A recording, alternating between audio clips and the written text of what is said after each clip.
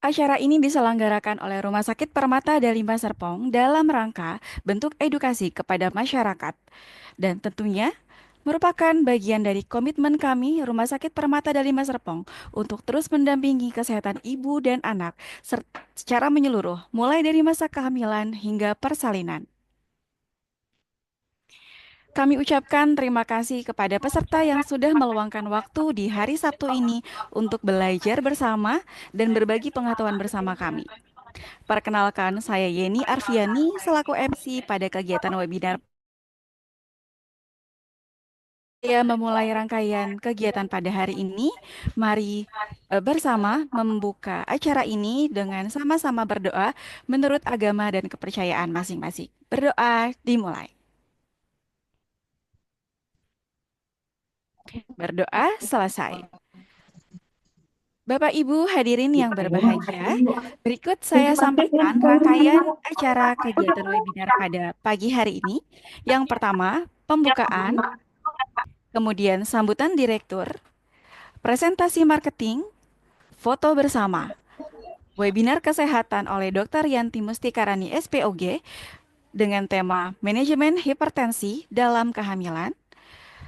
Selanjutnya, webinar kesehatan oleh Dr. Surya Ulhak SPPD dengan tema hipertensi kronik dan komplikasi sistemik pada ibu hamil perspektif penyakit dalam, tanya jawab, pengumuman pemenang giveaway, dan penutup. Baik, tidak berlama-lama, langsung saja kita dengarkan terlebih dahulu sambutan Direktur Rumah Sakit Permata Dalima Serpong kepada Dr. Marta Francisca Mars. Kami persilahkan. Baik, terima kasih Mbak Yeni. Assalamualaikum warahmatullahi wabarakatuh. Apa suara saya terdengar jelas? Terdengar, dokter? Alhamdulillah. Baik, bismillahirrahmanirrahim. Selamat pagi, Bapak Ibu semuanya. Pertama-tama marilah kita panjatkan puji dan syukur kehadirat Allah Subhanahu wa Ta'ala karena atas nikmat dan karunia kita bisa berkumpul di acara webinar kesehatan pagi hari ini dengan tema hipertensi dalam kehamilan ya. Salawat serta salam semoga selalu tercurah ke junjungan kita Nabi besar Muhammad SAW. Pada kesempatan yang berbahagia hari ini, saya ingin mengucapkan terima kasih utamanya kepada panitia serta para narasumber, Dr. Yanti, spesialis OBGYN, Dr. Surya, spesialis penyakit dalam yang sudah berkenan membagikan ilmunya untuk kita eh, di hari ini. Saya juga ucapkan terima kasih kepada para peserta yang sudah meluangkan waktu untuk mengikuti webinar pagi hari ini. Mari kita ikuti kegiatan hari ini yang insya Allah sangat bermanfaat untuk kita, terutama untuk bunda-bunda yang sedang hamil ya. Jadi harapannya tema hari ini bisa menambah pengetahuan kita semua, bermanfaat untuk kedepannya. Akhir kata, semoga kegiatan hari ini berjalan dengan lancar. Mohon maaf jika ada hal yang kurang berkenan. Terima kasih sekali lagi. Assalamualaikum warahmatullahi wabarakatuh. Waalaikumsalam warahmatullahi wabarakatuh. Terima kasih Dokter Marta atas sambutannya. Beranjak ke acara selanjutnya yaitu presentasi marketing yang akan disampaikan oleh Ibu Siti Hamidah Nur Hasana SKM MKM selaku manajer administrasi dan marketing Rumah Sakit Permata Dalima Serpong. Kami persilahkan. Baik, terima kasih Mbak Yeni sebagai MC. Assalamualaikum warahmatullahi wabarakatuh. Selamat pagi, sahabat Permata. Terima kasih atas waktunya. Izinkan kami memaparkan eh, presentasi marketing untuk memperkenalkan Rumah Sakit Permata Dalima Serpong agar lebih mengenal dan lebih mencintai rumah sakit kami. Untuk para hadirin peserta webinar, kami ucapkan selamat datang dan terima kasih. Untuk layanan unggulan di Rumah Sakit Permata Dalima Serpong, kami ada klinik kandungan, anak, tumbuh kembang, dan laktasi. Dan juga jadwal Dr. Yanti Mustika Rani sebagai pembicara ini. Dan juga Dr. Ulhak adalah dokter-dokter yang berpraktek di Rumah Sakit Permata Dalima Serpong. Kami juga ada layanan khusus seperti spesialis, klinik laktasi, dan akupuntur. Dan rumah sakit kami juga dilengkapi dengan interior yang sangat Homi. Jadi memang sangat nyaman untuk seluruh para pasien. Nah, rumah sakit kami juga menerima pasien-pasien untuk jaminan umum dan juga kami telah bekerja sama dengan pelayanan BPJS atau jaminan kesehatan. Jadi kita bisa menerima persalinan SC dan sebagainya. Dan juga kami telah bekerja sama dengan Mandiri In Health Managed Care, baik itu dari Silver, Gold, Platinum, dan Diamond. Jadi untuk para peserta bisa langsung bergabung, berkunjung ke Rumah Sakit Permata dan Serpong. Dan kita juga sudah banyak bekerja sama dengan puluhan asuransi, jaminan-jaminan asuransi. Dan kami ada paket khusus persalinan Permata mulai dari 5 juta untuk persalinan normal, SC mulai dari 9 jutaan, dan ERAK dengan hanya 12 jutaan. Jadi sangat terjangkau insya Allah dan bisa memberikan pelayanan terbaik. Nah, kami juga memberikan pelayanan khusus untuk para ibu-ibu yang melahirkan di rumah sakit kami dengan adanya newborn photography. Dan ini dilakukan oleh para fotografer profesional. Dan kami juga ada paket permata hati untuk tindik, cukur, dan pijat bayi. Dan juga untuk ibu-ibu yang pasca melahirkan, butuh pelayanan untuk maternitasnya, bisa datang, bisa menghubungi kami untuk kami datang ke rumah ibu dan melayani dengan persiapan perawatan maternitasnya yang profesional. Dan untuk konsultan telemedicine, kami juga menerima konsultasi 24 jam secara gratis. Untuk paket-paket yang kesehatan, ini deteksi resiko dan imun booster, ini juga bisa dilakukan di Rumah Sakit Permata Serpong dan juga bisa dihubungi untuk kami datang ke tempat sahabat Permata.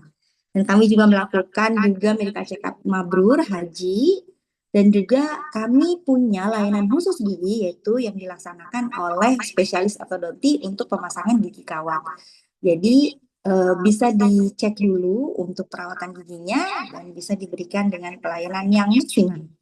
Terima kasih para sahabat Permata, selamat menikmati dan menerima materi dari para pembicara kami. Terima kasih. Assalamualaikum warahmatullahi wabarakatuh. Dikembalikan lagi ke MC. Baik, terima kasih banyak Bu Hamidah atas penyampaian presentasi marketing Rumah Sakit Permata Dalima Serpong. Jadi untuk sahabat Permata semua di rumah yang mau berkunjung ke Rumah Sakit Permata dan menggunakan fasilitas, nanti bisa hubungi kami di bagian marketing, bisa chat kami. Dan semoga layanan-layanan yang tadi disampaikan, jika ada kebutuhan boleh hubungi kami lebih lanjut. Baik, untuk sesi selanjutnya yaitu foto bersama. Untuk para peserta boleh dihidupkan dulu atau on cam dulu. Kita akan foto bersama terlebih dahulu bersama narasumber juga.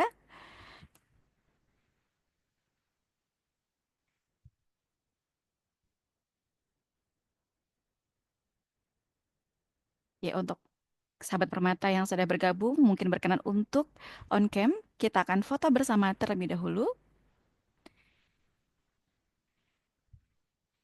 Ini sudah cantik dan ganteng-ganteng peserta kita pada pagi hari ini ya. Ternyata juga dari sini ada yang ikut bergabung dari Semarang. Masya Allah, ternyata jangkauannya cukup banyak ya peserta pada pagi hari ini. Baik, sudah siap kita foto. Saya hitung. Berikan pose terbaiknya. Saya kasih senyum terbaik. Satu, dua, tiga. Sekali lagi. Satu, dua, tiga. Boleh gaya bebas ya? Mungkin jempolnya mau diangkat. Satu, dua, tiga. Baik, terima kasih banyak. Beranjak ke acara selanjutnya, yaitu saya akan serahkan kepada moderator kita pada pagi ini, yaitu Dr. Sheryl Anandia. Sebelum saya serahkan ke Dr. Sheryl, saya bacakan terlebih dahulu CV moderator kita pada pagi hari ini. Baik, sudah bergabung dengan kami Dr. Sheryl. Halo dokter, selamat pagi dok. Selamat pagi, Bu Yeni. Apa kabar dokter, sehat ya dok? Alhamdulillah sehat Bu. Baik. Ya, moderator kita pada pagi hari ini yaitu Dr. Sheryl Anandia Salsabila. Beliau adalah dokter umum di Rumah Sakit Permata Dalima Serpong. Beliau menempuh pendidikan kedokteran Universitas Muhammadiyah Jakarta tahun 2017 sampai 2021 dan profesi dokter Universitas Muhammadiyah pada tahun 2021 dan 2023. Baik, singkat profil dari Dr. Sheryl, saya serahkan kepada Dr. Sheryl untuk memandu kegiatan webinar Awam Permata pada pagi hari ini. Silakan Dr. Sheryl. Baik, terima kasih Bu Yeni. Terima kasih kepada MC untuk kesempatan yang telah diberikan. Assalamualaikum warahmatullahi wabarakatuh. Selamat pagi, salam sejahtera untuk kita semua. Bagaimana kabarnya para peserta webinar pada hari ini? Semoga selalu dalam keadaan sehat walafiat. Baik, kami ucapkan selamat datang dalam acara webinar Awam Permata dengan tema hipertensi pada kehamilan, ancaman tersembunyi untuk ibu dan janin. Pada hari ini Sabtu 17 Mei 2025 bersama saya Dr. Sheryl Anandia Salsabila, salah satu dokter umum di Rumah Sakit Permata Dalima Serpong yang akan memandu jalannya sesi webinar dan diskusi pada hari ini. Baik, untuk hipertensi pada kehamilan merupakan penyulit kehamilan dan merupakan salah satu dari tiga penyebab tertinggi mortalitas dan juga morbiditas ibu bersalin. Yang kita lihat dari data-data yang dipublikasikan oleh WHO, di mana sebanyak 240 per 100.000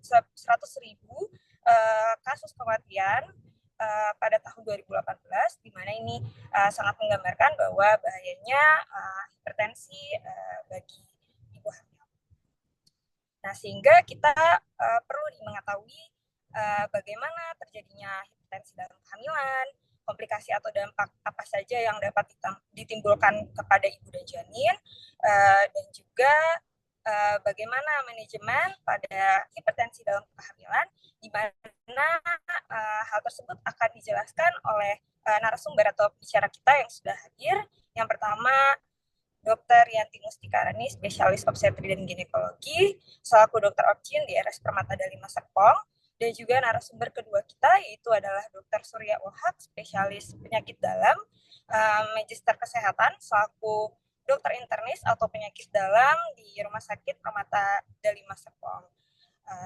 Baik, untuk materi pertama yaitu berjudul manajemen hipertensi dalam kehamilan, di mana akan dijelaskan oleh Dr. Yanti Mustikarani, spesialis obstetri dan ginekologi, selama 30 menit.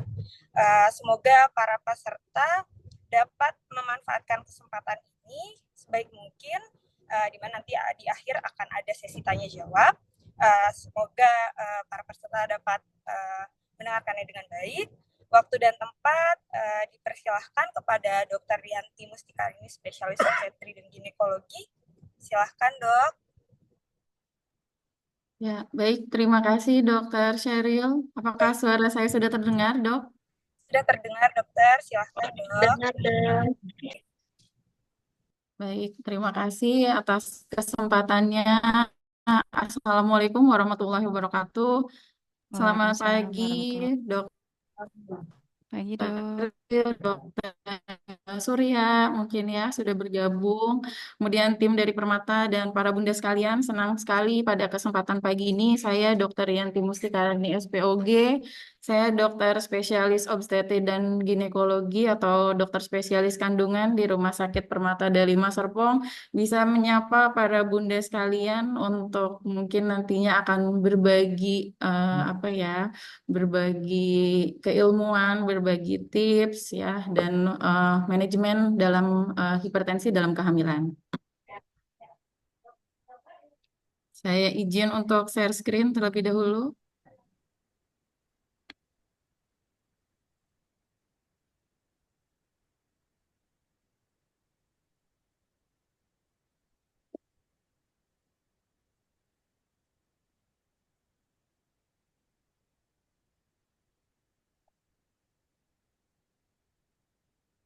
Baik.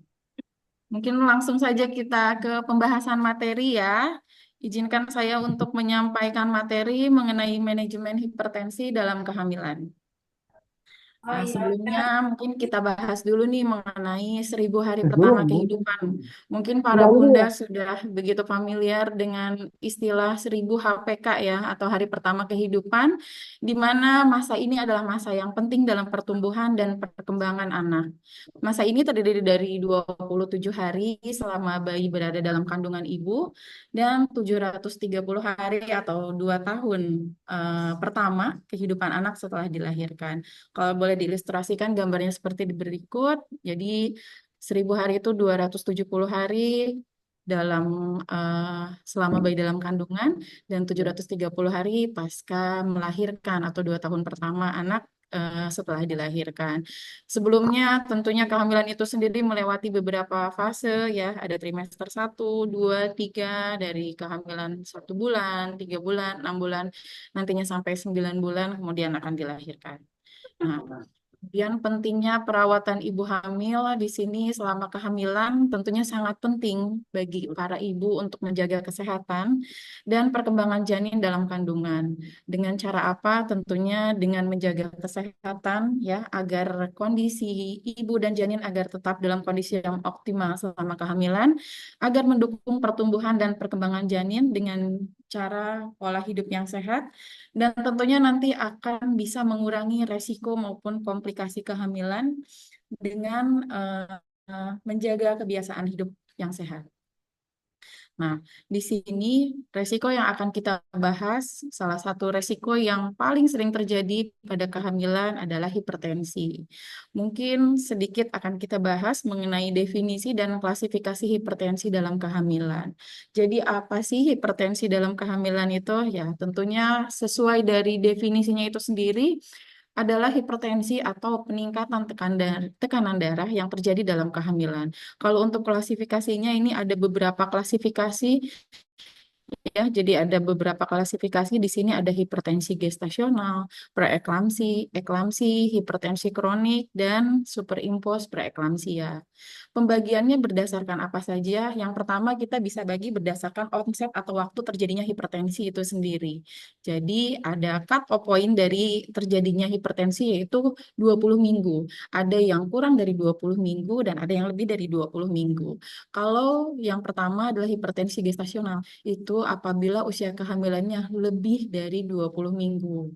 Nah, tapi pada kasus-kasus hipertensi gestasional ada tensi tinggi tapi tidak disertai dengan adanya protein di dalam urin. Jadi itu yang membedakan usia kehamilannya. Terus bedanya apa dengan preeklamsia? Nah, kalau preeklamsia itu timbulnya pada usia kehamilan lebih dari 20 minggu bisa ada disertai dengan protein urin atau adanya kerusakan target organ. Nah, pada kondisi yang lebih berat lagi ada kondisi namanya eklamsia. Kondisi tensi tinggi tapi disertai juga dengan kejadian kejang. Ya. Nah, itu apabila usia kehamilannya lebih dari 20 minggu. Kalau usia kehamilannya kurang dari 20 minggu, itu diklasifikasikan menjadi hipertensi kronik karena eh, kejadiannya itu kurang dari 20 minggu. Ataupun superimpos preeklamsia itu hipertensi kronik namun pada ibu-ibu ada kejadiannya lebih dari 20 minggu. Nah, itu dinamakan dengan superimpos preeklamsia. Ya. Jadi intinya adalah hipertensi yang spesifik terjadi dalam kehamilan, ya. Makanya dinamakan hipertensi kronik karena saat tidak hamil itu tidak ada riwayat hipertensi mungkin ya. Jadi memang timbulnya baru saat terjadi kehamilan. Nah, kenapa sih ini menjadi isu yang sangat penting ya, hipertensi dalam kehamilan atau nanti bisa berkembang menjadi preeklamsia ya? Karena ternyata efeknya bukan hanya jangka pendek saat kehamilan saja, tapi ini bisa berdampak baik itu jangka pendek, jangka panjang maupun bisa mempengaruhi nantinya terhadap perkembangan anak. Untuk jangka pendek yang ditakutkan adalah terjadinya kondisi komplikasi yang dinamakan dengan HELLP syndrome atau gangguan vaskuler, bahkan terjadi sampai penumpukan cairan di dalam paru-paru atau yang tadi kita bahas sebelumnya bisa terjadi kejang dalam kehamilan. Itu jangka pendek dalam kehamilan yang kita takutkan, ya. Namun ternyata efek jangka panjang juga bisa terjadi akibat hipertensi dalam kehamilan ini. yaitu gagal ginjal yang kronis, penyakit kardiovaskuler, misalkan penyakit jantung, ya, pembengkakan jantung, atau bisa timbul komplikasi lain seperti penyakit DM. Atau pada anaknya itu sendiri, jangka panjangnya perkembangannya anak akan mungkin terganggu, atau bahkan bisa timbul komplikasi seperti gangguan otak atau yang dinamakan dengan cerebral palsy, atau penyakit vaskuler juga pada anak. Itu juga bisa terjadi akibat hipertensi dalam kehamilan yang tidak terkontrol. Jadi hipertensi dalam kehamilan ini tidak semata-mata hanya penyakit dalam kehamilan saja, karena tentunya itu bisa berefek baik jangka pendek maupun jangka panjang. Bisa berefek terhadap ibu maupun terhadap anak yang dikandung. Nah, kira-kira faktor resiko apa saja sih yang mungkin timbul yang bisa meningkatkan resiko kejadian hipertensi dalam kehamilan? Yang pertama adalah primigravida atau kehamilan pertama. Jadi tidak ada riwayat melahirkan sebelumnya. Itu merupakan faktor risiko terbesar ya dalam hipertensi dalam kehamilan. Kemudian faktor risiko yang lain adalah riwayat preeklamsia atau riwayat tensi tinggi pada kehamilan sebelumnya.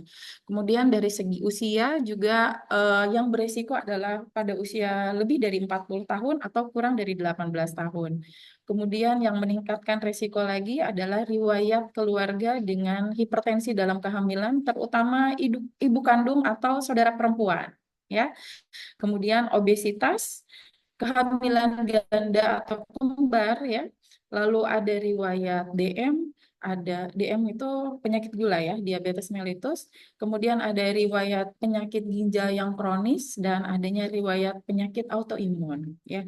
Jadi ini merupakan faktor-faktor resiko yang mungkin meningkatkan kejadian hipertensi dalam kehamilan. Nah, kalau para bunda mungkin rajin baca buku KIA atau buku Pink, nah itu di situ juga sudah terdapat satu halaman yang menyajikan mengenai screening hipertensi dalam kehamilan. Nah, di sini berisi data-data ya di mana memuat data mengenai risiko sedang maupun risiko pada isi dalam ini biasanya diisi oleh para bidan ya, para nakes yang nantinya itu bisa dijadikan sebagai acuan nih. Kalau ada dua risiko sedang atau satu risiko tinggi, maka nanti akan dilakukan rujukan kepada pasien untuk mendapatkan pemantauan khusus ya dan tata laksana lebih lanjut mungkin di fasilitas kesehatan yang lebih lanjut ya. Silakan dibuka buku KIA-nya, pasti ada nih ya. Coba dibaca-baca, ditandain kalau memang misalkan ada risiko sedang ataupun risiko tinggi, segera hubungi bidan terdekat atau fasilitas kesehatan terdekat untuk konsultasi lebih lanjut ya. Nah, untuk mendiagnosis hipertensi dalam kehamilan ini bagaimana sih caranya, Dok? Ya, tentu saja segala diagnosis kita tegakkan berdasarkan yang pertama anamnesis, kemudian pemeriksaan fisik dan tentunya pemeriksaan penunjang, ya. Dari anamnesis itu sendiri kita bisa dapatkan yang pertama tentunya ada riwayat tensi tinggi atau hipertensi dalam kehamilan, ya. Nah, di sini yang perlu di eh, garis bawahi dulu mungkin ya. Jadi para ibu-ibu, para bumil itu sering apa ya menyamakan antara tensi tinggi atau misalkan tekanan darah tinggi dengan anemia atau HB. Nah, itu dua hal yang berbeda ya. Jadi kalau darah rendah itu mungkin asumsinya eh, tensinya rendah, tapi ada juga yang bilang HB-nya atau anemia ya. Nah, itu dua hal yang berbeda. Jadi pada hal ini adalah tekanan darahnya yang tinggi yang diukur berdasarkan pengukuran tekanan darah yang di tangan. Jadi bukan yang diambil dari darah. Kalau yang diambil dari darah itu untuk mengukur hemoglobin ya yang nantinya akan berkorelasi dengan kasus anemia. Nah, kalau ini tensi itu dengan pengukuran yang biasanya dilakukan di lengan kanan atau kiri bagian atas ya. Nah, didapatkan adanya riwayat hipertensi atau tensi tinggi dengan ukuran lebih dari 140/90 ya, dengan tensi sistoliknya 140, diastoliknya lebih dari 90 ya. Nah, itu dari anamnesis didapatkan adanya riwayat hipertensi tentunya. Kemudian dari pemeriksaan fisik ya, tentunya itu tadi dilakukan pengukuran tekanan darah secara berkala atau juga kita bisa melihat adanya pembengkakan ya, baik itu pada tungkai bawah ataupun pada bagian wajah. Lalu yang selanjutnya dilakukan pemeriksaan adalah pemeriksaan penunjang, di mana pemeriksaan penunjang yang biasa dilakukan mungkin untuk pemeriksaan dasar yang pertama adalah pemeriksaan urin ya. Kenapa di sini eh, penting dilakukan pemeriksaan urin itu adalah untuk mendeteksi adanya protein urin atau tidak ya. Ya, walaupun ya secara textbook yang terbaru, memang protein urin tidak dijadikan juga sebagai patokan karena tidak berkorelasi dengan berat atau ringannya hipertensi dalam kehamilan ya. Tapi tetap untuk deteksi awal kita cek proteinnya positif atau tidak. Nah, untuk lebih lanjutnya nanti juga dilakukan pemeriksaan fungsi hati, dinilai SGOT, SGPT-nya, fungsi ginjal, kemudian dicek juga laboratorium lain adanya kecurigaan trombosit yang turun atau tidak. Karena komplikasi yang ditakutkan dari hipertensi dalam kehamilan adalah gangguan fungsi hati, gangguan fungsi ginjal, ya, kemudian gangguan dari vaskuler itu sendiri yang biasanya ditandai dengan adanya penurunan trombosit yang nantinya bisa menyebabkan resiko perdarahan juga dalam kehamilan. Ya. Kemudian pemeriksaan yang selanjutnya yang harus dilakukan apa saja? Tentu saja adalah pemeriksaan USG. Fungsi USG di sini untuk apa sih? Ya, tentunya yang pertama adalah untuk memantau pertumbuhan janin. Ya, dipantau nanti berat badannya berapa, apakah sesuai dengan usia kehamilannya atau tidak. Karena banyak kasus juga ternyata para ibu ini lupa juga nih dengan usia kehamilannya. Tentunya harus kita pantau juga pertumbuhan janin sesuai dengan usia kehamilannya. Nah, yang selanjutnya adalah kita juga harus menilai jumlah air ketuban karena pada kasus-kasus hipertensi dalam kehamilan itu bisa terjadi gangguan aliran darah janin yang nantinya akan menyebabkan hambatan ya, hambatan aliran darah dari ibu ke janin yang bisa menyebabkan pertumbuhan janin terhambat, kemudian nantinya juga akan berkorelasi dengan jumlah air ketuban yang cenderung berkurang. Ya, lalu karena adanya hambatan dari aliran darah itu, kita juga bisa mengecek Doppler ya atau aliran darah ibu ke janin. Apabila ada peningkatan, berarti memang ada hambatan atau ada restriksi ya yang mungkin akan menyebabkan gangguan baik itu dalam perkembangan janin maupun kesejahteraan janin ya. Jadi harus selalu dipantau USG untuk menilai pertumbuhan dan kesejahteraan janinnya. Nah, untuk pemantauan janin selain dilakukan pemeriksaan USG itu tadi ya untuk mengecek pertumbuhan janin, kemudian aliran janinnya seperti apa, bisa juga dilakukan pemeriksaan kardiotokografi apabila usia kehamilannya sudah lebih dari 28 minggu. Nah, bahkan untuk yang lebih mudahnya lagi tentunya pemantauan janin selain dilakukan oleh nakes bisa dilakukan oleh para bunda sendiri. Caranya gimana? Caranya adalah dengan cara menghitung pergerakan janin ya atau namanya fetal kick count ya. Mungkin para bunda sudah pernah dengar istilah tersebut. Jadi para bunda juga bisa memantau nih ya gerakan janin seperti apa ya. Apa namanya sangat mudah. Jadi para bunda bisa tidur atau diposisikan pada posisi yang nyaman, bisa duduk atau bisa rebahan, ya. Dipantau dalam 1 jam pertama itu minimal harus ada 4 gerakan. Gerakan di sini bermacam-macam ya, Bun. Bisa dia sensasinya seperti menendang, seperti menyikut, atau seperti kayak nyundul-nyundul ya, getar-getar ya. Itu variasi ya antara setiap janin. Kalau misalkan janin belum bergerak, jangan dulu panik ya. Misalnya satu jam nih kok belum ada gerak-gerak, jangan dulu panik ya. Pastikan juga bunda nih harus sebelumnya kondisinya udah makan minum yang adekuat terlebih dahulu ya. Coba bundanya jalan-jalan dulu, dikasih sensorik dulu ya, biar bayinya gerak. Habis itu coba pantau kembali dalam 1 jam kemudian ya. Jadi idealnya dalam 2 jam itu akan ada 10 gerakan pada janin, baik itu seperti gerakan menyikut, menendang ya, atau kayak mungkin kalau masih awal-awal masih berupa kayak sensasi getaran-getaran halus saja. ya. Jadi selain pemantauan oleh tenaga kesehatan, tentunya Bunda juga bisa memantau perkembangan atau gerakan janin itu sendiri. Nah, apa sih tanda bahaya pada hipertensi atau preeklamsia dengan gejala pemberat, ya? Tadi saya sampaikan bahwa memang ada peningkatan tensi tapi tidak ada gejala lain misalkan. Itu berarti tanpa gejala pemberat. Nah, kalau ada gejala pemberat, apa saja sih gejala pemberatnya? Nah, tentunya ada peningkatan tekanan darah bahkan yang tidak terkontrol ya. Sudah diberikan antihipertensi, itu masih tetap aja tidak terkontrol ya.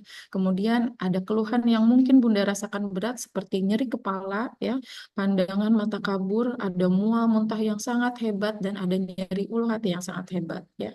Kemudian dari pemeriksaan penunjang tadi kita sudah sampaikan ya, itu tentunya akan ada peningkatan enzim hati maupun peningkatan fungsi ginjal berupa peningkatan kreatinin yang lebih dari 1,1. Kemudian dari pemeriksaan laboratorium juga bisa terdeteksi adanya trombosit yang jumlahnya menurun ya, dalam hal ini kurang dari 100 ribu per milimeter kuadrat. Kemudian bisa juga ada gejala sesak ya, tiba-tiba ada penumpukan cairan yang berlebih di paru-paru yang dinamakan dengan udem paru, dan tentunya ada kondisi IUGR atau intrauterine growth restriction atau pertumbuhan janin yang terhambat. Nah, ini merupakan tanda-tanda bahaya pada hipertensi dengan gejala pemberat ya. Nah, untuk penata laksanaannya apa saja sih yang harus dilakukan? Ya tentunya bisa dilakukan pencegahan terlebih dahulu. Makanya tadi saya sudah sampaikan di awal ada chart ya di buku PINK atau buku KIA ya.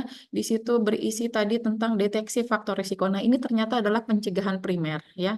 Jadi pencegahan primer yang pertama kita adalah bisa deteksi faktor risiko dengan harapan saat deteksi faktor resikonya diketahui lebih awal, lebih dini, tentunya kita bisa memberikan pencegahan atau bisa menekan kejadian hipertensi agar tidak berjalan lebih progresif.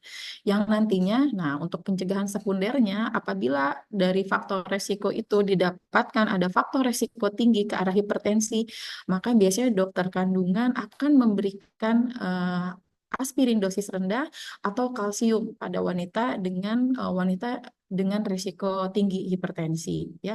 Nah, si aspirin ini memang dia fungsinya adalah untuk pengencer darah ya. Nah, kadang mungkin ibu hamil pada takut, "Dok, kok saya dikasih ini padahal saya tidak sakit jantung." Nah, karena kan beberapa dipakai untuk kasus-kasus seperti stroke atau jantung mungkin ya.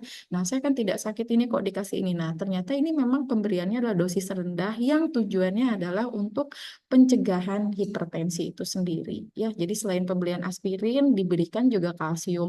Untuk kebutuhan kalsiumnya itu bisa meningkat pada perempuan dengan wanita risiko tinggi. Jadi jangan kaget, kalsiumnya kok bisa dikasih 2 kali sehari, bahkan sampai 1.500 atau 3 kali sehari pemberiannya. Nah, kalau untuk pencegahan primer dan sekunder sudah kita lakukan, namun dalam perkembangannya masih tetap terjadi peningkatan tekanan darah, maka selanjutnya akan obatan farmakologis untuk menurunkan, bisa pemberian metiodopa atau nifedipin, itu merupakan obat-obatan yang aman untuk kehamilan ya. Atau apabila sudah tegak preeklamsi ya, itu biasanya dokter akan melakukan rawat inap di rumah sakit yang nantinya akan dilakukan pemberian magnesium sulfat yang sifatnya adalah untuk pencegahan dan penanganan kejang ya, atau obat anti kejang.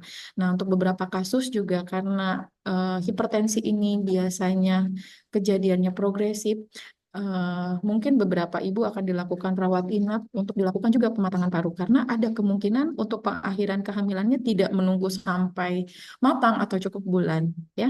Mungkin nanti akan saya jelaskan ya di slide selanjutnya. Kemudian untuk waktu dan cara persalinan ini balik lagi ke klasifikasi yang tadi saya sampaikan di awal, dan ini bergantung juga dengan tingkat keparahan.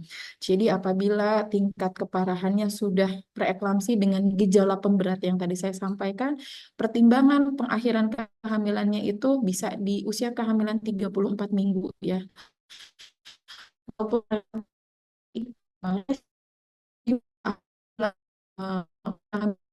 meningkat, itu tensinya bisa progresif lebih naik, maka pertimbangan terminasi walaupun usia kehamilannya masih prematur. Nah, ini untuk tata laksananya, ya mungkin secara umum dibagi menjadi dua lah ya. Ada yang hipertensi tanpa gejala berat dan dengan gejala berat. Kalau tanpa gejala berat, tentunya Bunda bisa mengawasi keluhan yang tadi saya sampaikan. Keluhannya itu tadi ya, kalau ada gejala-gejala yang mungkin dirasa seperti nyeri kepala, pandangan kabur, mual, muntah yang hebat, nyeri ulu hati, itu segera periksakan ke fasilitas kesehatan terdekat. Terus jangan lupa juga ya, hitung gerakan janin setiap harinya.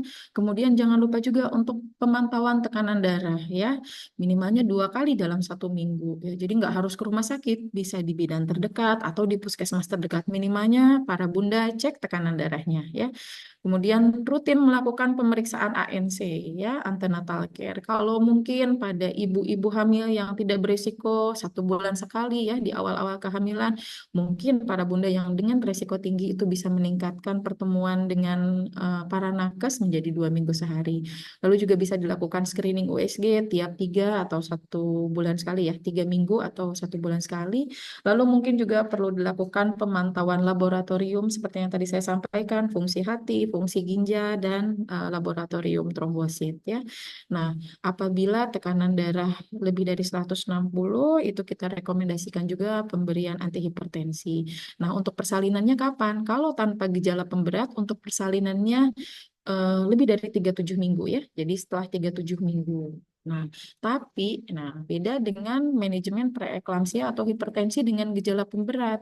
Ini apabila sudah ada gejala pemberat, itu 34 minggu bisa kita lakukan terminasi kehamilan ya. Namun sebelumnya biasanya diberikan pematangan paru-paru dahulu ya selama 2 hari, kemudian diberikan juga terapi anti kejang ya. Kemudian itu tadi, jika kondisi ibu memburuk ya, seperti tekanan darahnya tidak terkontrol, bahkan sampai terjadi kondisi kejang ya, atau ada kondisi perdarahan ya, di mana kan tensinya tinggi, itu bisa menyebabkan ari-ari atau plasentanya itu terlepas dari tempat implantasinya yang dinamakan dengan solusio plasenta. Atau mungkin ada pemberat lain seperti penumpukan cairan di paru-paru, itu merupakan indikasi untuk dilakukan terminasi kehamilan. Untuk terminasinya sebetulnya tidak selalu harus sesar ya. Di sini saya sampaikan tensi tinggi bukan merupakan indikasi mutlak untuk dilakukan operasi. Apabila masih memungkinkan untuk dilakukan persalinan secara normal atau vervaginam, itu masih mungkin bisa dilakukan. Ya. Jadi tidak selalu harus sesar. Namun balik lagi, bagaimana kondisi ibu, bagaimana kondisi janin atau tingkat keparahan dari hipertensi dalam kehamilan itu sendiri. Kalau memang indikasinya sudah berat, ya mungkin dipertimbangkan untuk operasi. Tapi dalam hal ini operasi bukan sesuatu hal yang mutlak dilakukan untuk kasus-kasus hipertensi dalam kehamilan. Banyak kasus hipertensi tapi masih tetap bisa melahirkan normal. Ya, jadi apabila masih mungkin melahirkan normal, bisa diupayakan lahir normal. Namun apabila ada penyulit, ada komplikasi yang sekiranya bisa memberatkan kondisi ibu atau kondisi janinnya sudah tidak baik, maka akan dipertimbangkan untuk tindakan operasi. Nah, ini tadi ya indikasi terminasinya ya. Kalau ada kejang tanpa melihat usia kehamilan, tentunya akan dilahirkan ya. Walaupun masih 30 minggu, 32 minggu ya. Intinya belum cukup bulan ya, belum lebih dari 37 minggu, tetap akan kita lahirkan. Karena itu merupakan suatu kegawatan ya. Jadi harus segera dilahirkan. Kemudian tekanan darah yang tidak terkontrol, sudah diberikan antihipertensi, sudah diberikan perawatan yang adekuat, tapi tensi tidak terkontrol, trombositnya malah cenderung menurun, kemudian fungsi hati, fungsi ginjalnya juga bertambah berat, atau janinnya malah stagnan, nggak naik-naik ya, ketubannya sedikit, itu merupakan indikasi untuk segera dilahirkan ya. Kenapa sih harus dilahirkan? Karena penyakit ini merupakan penyakit yang timbul dalam kehamilan. Saat kehamilannya dihentikan atau dalam hal ini dilahirkan, itu merupakan suatu terapi untuk hipertensi dalam kehamilan. Jadi terapi utamanya memang harus segera dilahirkan karena setelah lahir biasanya tensi akan cenderung turun atau normal kembali, fungsi jantung, fungsi ginjal, lab semuanya juga akan membaik ya. Nah, jadi kesimpulannya, hipertensi dalam kehamilan harus dikenali dan dikelola sejak dini. Makanya penting sekali untuk deteksi dini hipertensi dalam kehamilan, ya. Kemudian manajemennya juga harus komprehensif, ya, mencakup aspek maternal dan fetal, ya. Tentunya kita harus memperhatikan kondisi ibu dan kondisi janin. Nah, tentunya di sini juga kolaborasi multidisiplin sangat penting dalam kasus-kasus yang berat. Jadi pada kasus hipertensi dengan gejala pemberat, tentunya nanti saya tidak akan sendiri ya. Saya akan bekerja sama dengan tim, berkolaborasi dengan Dokter Surya ya dok ya. Karena mungkin bisa terjadi komplikasi seperti gangguan fungsi hati, fungsi ginjal, atau gangguan kardiovaskuler lain. Ya, jadi diperhatikan ya, dilakukan pencegahan primernya sejak awal ya. Jadi memang dari awal trimester 1 saat diketahui hamil, baiknya para bunda segera melakukan pemeriksaan ya, dilakukan pemeriksaan menyeluruh mulai dari pemeriksaan vital sign, tensi, nadi ya, berat badan, tinggi badan ya, kemudian dilakukan screening dan jangan lupa juga untuk melakukan screening laboratorium dasar ya, seperti pemeriksaan HB, golongan darah, gula darah ya, urin, dan triple eliminasi. Mungkin itu saja yang bisa saya sampaikan. Mohon maaf apabila banyak kekurangan dalam penyampaian materi yang saya sampaikan. Terima kasih untuk semuanya. Assalamualaikum warahmatullahi wabarakatuh. Saya kembalikan kepada Dr. Sheryl sebagai moderator. Terima kasih Dr. Sheryl. Terima kasih Dokter Yanti Mustikari. Terima kasih banyak atas materi yang telah disampaikan. Sangat bermanfaat sekali. Dilihat dari chat juga sudah banyak ya dok antusiasnya yang bertanya. Mungkin kita akan melanjutkan terlebih dahulu untuk materi yang kedua oleh Dokter Surya Ulhak, spesialis penyakit dalam, Magister Kesehatan. Sebelumnya izin saya bacakan CV-nya terlebih dahulu.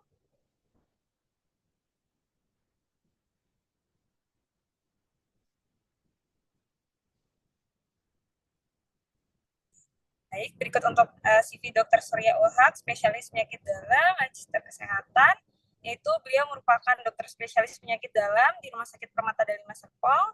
Beliau merupakan sarjana kedokteran di Universitas Kristen Indonesia pada Agustus 2006 hingga Maret 2010.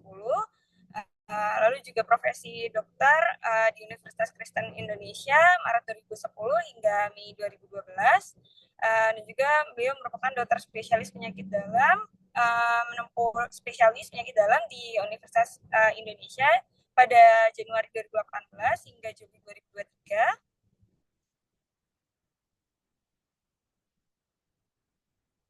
Dan beliau merupakan spesialis penyakit dalam di Rumah Sakit Permata Dharma Serpong.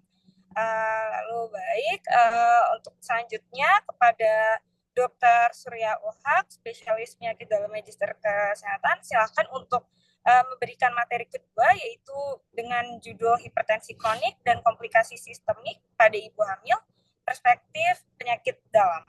Silahkan kepada Dr. Surya, waktu dan tempat dipersilahkan dok. Baik, terima kasih Dr. Sheryl atas penyampaiannya. Assalamualaikum warahmatullahi wabarakatuh, Bapak Ibu semua, selamat pagi kepada Dr. Yanti dan kepada rekan-rekan semua, Dr. Marta. Pada pagi hari ini saya senang sekali memperkenalkan diri, saya Dr. Surya Ulhak, spesialis penyakit dalam dari Rumah Sakit Permata Dharma Serpong. Saya senang sekali untuk berbagi ilmu tentang dari perspektif penyakit dalam tentang topik hipertensi kronik dan komplikasi sistemik pada ibu hamil. Mungkin sebagian besar sudah disampaikan oleh Dr. Yanti ya dok, karena ini memang topiknya memang topik utama dari Dr. Objin istilahnya gitu dok ya. Nah mungkin yang akan saya bahas dari perspektif penyakit dalamnya saja, sedikit dari perspektif penyakit dalam internis. Baik, mungkin saya lanjutkan. Apakah sudah terlihat dok dari screen slide saya? Silahkan dok, sudah terlihat dok. Terlihat ya. Baik, sebagai pendahuluan perlu diketahui bahwa dari Kemenkes memang hipertensi ini merupakan salah satu dari penyakit kronis yang tidak menular, di samping dari diabetes, penyakit jantung, stroke, kanker, maupun penyakit paru obstruktif kronis. Kemudian sudah dibahas tadi juga sama oleh Dokter Yanti bahwa memang hipertensi ini merupakan suatu kondisi di saat di mana tekanan darah kita yang lebih normal. Tapi memang untuk mendiagnosis hipertensi ini tidak serta-merta hanya sekali aja jika tekanan darahnya tinggi dikatakan hipertensi. Jadi memang perlu dilakukan pemeriksaan tekanan darah 2 kali dengan episode yang berbeda. Biasanya kita diperiksakan dalam jarak yang seminggu dan dalam kondisi yang tidak sedang sakit seperti itu. Dan untuk klasifikasi yang terbaru memang untuk dikatakan hipertensi itu apabila tensi sistolik atau yang atasnya atau yang bawahnya juga diastolik, yang bawahnya itu apabila sistoliknya di atas 140, sedangkan di bawahnya di atas dari 90. Sedangkan di antara yang normal dengan hipertensi itu kita sebut namanya prehipertensi, di mana range-nya adalah 120 139 untuk sistolik dan untuk diastolik 80 sampai 89. Baik. Jadi memang diketahui sebelumnya memang hipertensi ini merupakan suatu masalah kesehatan utama di dunia. Tercatat pada tahun 2013 WHO itu ada 1 miliar penduduk dunia itu mengalami hipertensi, sedangkan terdata di Amerika Serikat itu 33% dari penduduk dunia mengalami hipertensi, di Afrika 46% maupun di negara maju 35%. Sedangkan di Indonesia sendiri tahun 2013 tercatat 27,8% dari seluruh penduduk Indonesia dan meningkat 5 tahun berikutnya sampai 34,1%.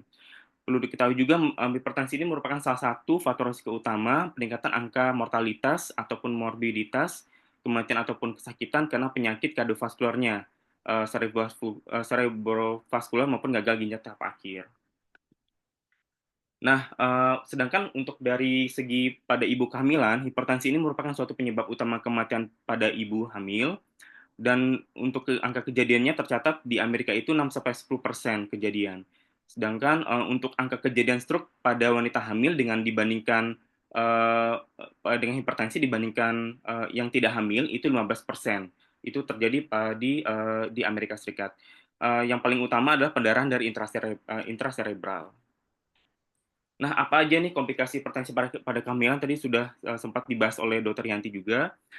Untuk pada ibu itu yang sering terjadi adalah eklamsia, di mana eklamsia ini memang sudah tadi dibahas bahwa terjadi tekanan darah yang tinggi dan biasa ditandai dengan adanya kaki yang bengkak dan biasa ditemukan adanya protein di hasil urin kita. Kemudian juga bisa menyebabkan stroke akibat adanya pecahnya pembuluh darah di otak, kemudian adanya gagal organ yang lebih dari satu, multiple organ failure, maupun terjadi untuk pemilihan persalinan sesar maupun persalinan dini, maupun adanya abruptio placenta atau rupturnya dari tali pusar pada ibu hamil, maupun di IC ini merupakan biasanya disseminated inseminasi koagulopati, terjadi ada gangguan dari darah pada ibu itu sendiri.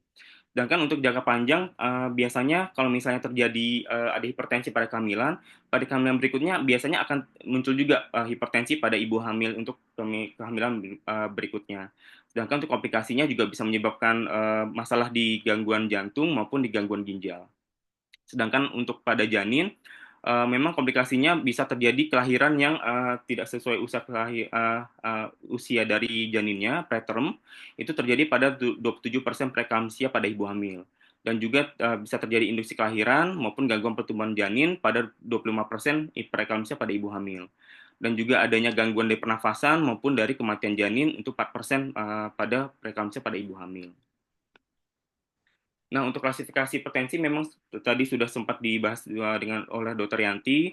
Memang tidak ada bedanya untuk batas dari hipertensi pada orang yang tidak hamil. Jadi memang hipertensi pada kehamilan dikatakan apabila tekanan darahnya sistoliknya itu di angka 140 atau lebih, dan atau sistoliknya itu 90 mm Hg sama atau lebih. Sedangkan untuk derajatnya sendiri itu ringan sedang di antara 140 sampai 159 untuk sistoliknya, sedangkan diastoliknya 90 sampai 109 mm Hg. Sedangkan untuk yang berat ini apabila angkanya 160 mm Hg untuk yang sistoliknya, sedangkan 110 mm Hg untuk yang diastoliknya. Nah, dikatakan apabila hipertensi kronis ini apabila terjadi sebelum kehamilan atau ditemukan sebelum 20 minggu kehamilan dan merupakan hipertensi esensial atau primer. Ini yang paling banyak ditemukan pada orang dewasa. Sedangkan hipertensi kronis plus preeklamsia apabila dia sudah memiliki hipertensi kronis sebelumnya, dia akan memiliki resiko 4 sampai 5 kali terjadi preeklamsia pada kehamilannya. Kemudian untuk hipertensi gestasional itu merupakan hipertensi yang terjadi setelah 20 minggu kehamilan tanpa adanya ditemukan protein di hasil urinnya. Kemudian preeklamsia atau eklamsia merupakan sindrom atau kumpulan gejala dari kehamilan itu apabila terjadi dari lebih dari 20 minggu di mana ditemukan hipertensi yaitu tensinya 140/90 dan ditemukan adanya protein di hasil urinnya sebanyak lebih dari 0,3 gram per hari. Nah, ini merupakan klasifikasi hipertensi yang tadi sudah dijelaskan, Dr. Yanti juga, itu berdasarkan dari waktu onset maupun ada atau tidaknya protein urea. Jadi sudah dijelaskan bahwa hipertensi kronis itu ditemukan apabila terjadinya hipertensi sebelum kehamilan atau 20 minggu, kurang dari 20 minggu kehamilan dan tidak adanya ditemukan protein uri. Kemudian hipertensi kronis plus preeklamsia apabila usia kehamilannya itu 24 sampai 66 minggu kehamilan dan ada ditemukan adanya protein di hasil urinnya.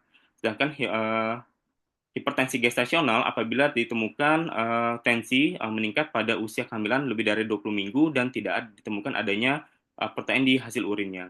Sedangkan untuk preeklamsia ataupun eklamsia apabila waktu onset kehamilannya itu lebih dari 20 minggu dan ditemukan adanya protein di hasil urinnya. Nah, ini merupakan apa sih yang terjadi pada pasien preeklamsia?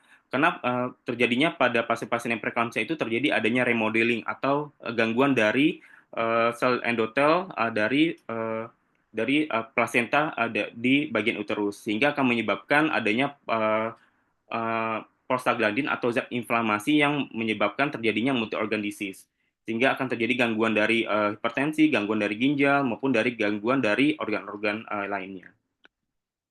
Nah, faktor risiko apa saja dari preeklamsia memang dibagi ada faktor risiko tinggi dan faktor risiko menengah, di mana faktor risiko tinggi apabila ini merupakan suatu warning dari dokter untuk melihat pada pasien ini apakah akan terjadi beresiko untuk terjadi preeklamsia, yaitu pada pasien-pasien yang adanya hipertensi pada kehamilan sebelumnya, dan kemudian adanya penyakit ginjal kronik sebelumnya, atau ada penyakit autoimun sebelumnya, maupun dia ada riwayat gangguan metabolik seperti dari gangguan dari gula maupun hipertensi sebelumnya. Kemudian faktor risiko menengah, tentunya pada kehamilan pertama itu merupakan faktor risiko menengah untuk terjadi preeklamsia, maupun usia ibu pada saat hamil itu 40 tahun atau lebih. Kemudian interval kehamilan terlalu jauh, yaitu 10 tahun atau lebih. Kemudian riwayat keluarga yang mengalami pernah ada yang preeklamsia maupun kehamilan kembar dari keluarga. Baik, untuk pencegahannya sendiri memang perlu dipantau dari faktor risiko ibu itu adalah tekanan darahnya pada ibu hamil, kemudian pertumbuhan dari growth factor dari plasental dari tali pusarnya, kemudian juga pemeriksaan Doppler arteri uteri untuk kita melihat apakah akan terjadi preeklamsia pada ibu hamil dengan hipertensi. Dan juga untuk mencegah kejadian preeklamsia bisa digunakan aspirin. Itu merupakan salah satu supaya dia akan menimbulkan atau menghambat dari antiinflamasi pada pasien ibu hamil, dan juga kalsium itu dapat mengurangi insiden hipertensi dan preeklamsia pada ibu hamil. Biasanya per hari itu 1,5 sampai 2 gram per hari untuk mencegah yang terjadinya hipertensi, dan itu akan dievaluasi berkala untuk selama sebelum lahiran seperti itu. Baik, mungkin sekian dari saya. Maaf apabila ada kurang dalam penyampaiannya. Saya kembali lagi ke moderator, Dr. Syaril. Terima kasih. Baik. Terima kasih banyak Dokter Surya Wahab, spesialis penyakit dalam atas materi yang telah disampaikan. Materinya juga sangat bermanfaat ya Dok. Semoga uh, para peserta menyimak dan mendengarkan dengan baik. Lalu kita lanjutkan, kita lihat juga sudah banyak Dok pertanyaan yang sudah dipertanyakan oleh para peserta webinar, cukup banyak dan antusias ya untuk mendengarkan materi-materi dari Dr. Yanti dan juga Dr. Surya. Oke, mungkin kita buka pertanyaan terlebih dahulu untuk Dr. Yanti, karena keterbatasan waktu juga, jadi untuk 3 pertanyaan penanya terlebih dahulu. Oke, saya coba cek terlebih dahulu.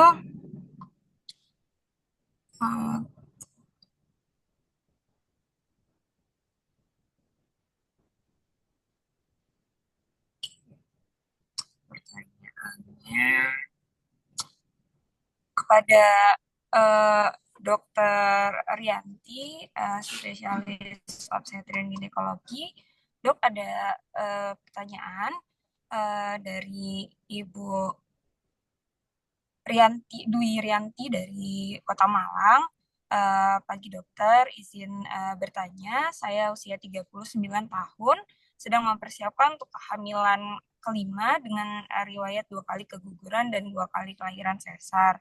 Namun belakangan ini saya merasa tensi saya tinggi karena sudah lelah dan sudah mudah lelah dan di malam hari sering tidak bisa menahan BAK. Ditambah dari riwayat hipertensi dan juga DM orang tua saya. Apakah aman bila saya hamil kembali dan apa saja yang harus saya kesiapkan pada kehamilan ini? Terlebih dari ada riwayat hipertensi dan DM di orang tuanya, Dok. Mungkin boleh dijawab, Dokter Yanti. Baik, terima kasih Dokter Sheryl. Terima kasih kepada Bunda siapa tadi? Bunda Dwi Rianti ya yang bertanya. Terima kasih Bunda atas pertanyaannya. Yang saya tangkap berarti Ibu ini sedang mempersiapkan kehamilan kelima usia 39 tahun dengan riwayat 2 kali sesar sebelumnya dan riwayat abortus ya 2 kali. Kemudian ada riwayat hipertensi juga pada orang tua ya. Jadi tentu saja ya pada kasus ini memang dari apa namanya dari penjelasan yang Ibu dapatkan, yang saya tangkap memang Ibu ini ada beberapa faktor resiko ya yang mungkin akan meningkatkan kejadian hipertensi dalam kehamilan ya. Resiko pertama adalah usia ya, walaupun 39 tapi udah mau mepet 40 ya. Itu merupakan satu faktor resiko. Kemudian riwayat kehamilan yang multiple juga itu merupakan faktor resiko ya. Sudah rencana kehamilan yang kelima berarti ya, akan merencanakan kehamilan kelima. Itu merupakan faktor resiko juga yang meningkatkan hipertensi. Kemudian resiko yang selanjutnya adalah riwayat hipertensi ya, walaupun ini nggak jelas juga ya riwayat hipertensinya dari ayah atau ibu. Yang lebih meningkatkan resiko adalah riwayat hipertensi pada ibu ya, pada ibu atau saudara perempuan ya. Kemudian, nah ada riwayat abortus 2 kali. Yang memang abortusnya ini mungkin perlu digali lagi penyebabnya kira-kira karena apa abortusnya. Karena dari kelainan kromosomnya ya, memang kelainan kromosomnya itu sendiri, atau bisa juga karena infeksi, atau bisa juga sekarang marak kejadian autoimun. Jadi autoimun tadi merupakan salah satu faktor resiko tinggi ya, yang bisa meningkatkan kejadian hipertensi. Kalau ternyata penyebab abortusnya adalah karena autoimun, itu tentunya akan makin meningkatkan resiko. Cuma ibu jangan panik ya, kalau memang merencanakan kehamilan kelima, tentunya sebelum merencanakan kehamilan, baiknya Ibu konsultasikan dahulu dengan dokter spesialis kandungan ya. Tentunya nanti Ibu mungkin akan diarahkan ya, mungkin untuk persiapan kehamilan itu sendiri terlebih dahulu, ya mungkin basic lah ya, mungkin akan diberikan apa namanya edukasi mengenai pola hidup sehat, istirahat cukup, makan makanan yang sehat dan teratur ya. Tentunya juga nanti mungkin apabila perlu dilakukan pemeriksaan laboratorium awal dulu ya untuk mendeteksi apa namanya, status kondisi ibunya terlebih dahulu ya, atau risiko faktor risiko yang mungkin tadi saya sampaikan ya, agar untuk menjalani kehamilan ini tentunya akan bisa lebih biar lebih baik lah ya, meminimalisir terjadinya kejadian hipertensi, walaupun kalau dari riwayat-riwayatnya mungkin kejadian hipertensinya akan lebih meningkat ya pada ibu ya. Jadi memang harus konsultasi lebih dahulu ya untuk memastikan kondisi ibu baik-baik ya. Tapi ya eh, jangan takut juga ya, jangan jadi parno juga. Mungkin ibunya nanti malah kepikiran segala macam ya. Nggak apa-apa, kontrol dulu aja ya. Nanti konsultasi tentunya nanti akan dijelaskan lebih lanjut mengenai persiapan kehamilan. Gitu, Dokter Sheryl mungkin. Baik, terima kasih atas jawabannya, Dokter Yanti. Mungkin memang dilihat juga ya, Dok, dari resiko-resiko yang akan dihadapi oleh ibu terlebih usia 39 tahun, walaupun belum menjadi faktor resiko pada hipertensi dalam kehamilan, namun apabila memang ingin melakukan persiapan untuk kehamilannya selanjutnya, baiknya memang dilakukan terlebih dahulu konsultasi dan juga pemeriksaan lebih lanjut sehingga bisa mendapatkan kehamilan yang baik ya, Dok. Baik Dokter Yanti, terima kasih atas jawabannya. Mungkin saya akan melanjutkan untuk pertanyaan selanjutnya ya, Dok. Izin dari Bu Sarah, Kota Jogja, bertanya, Dok, pertama apa saja yang harus disiapkan dalam kehamilan yang dengan riwayat hipertensi? Ini tadi sudah dijawab juga ya dari Dokter Yanti untuk pertanyaannya sebelumnya.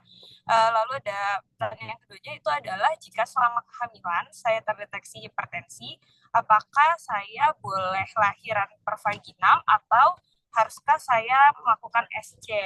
Mana yang diantaranya lebih minim resikonya, Dok? Mungkin boleh dijawab, Dokter Yanti. Silahkan, Dok.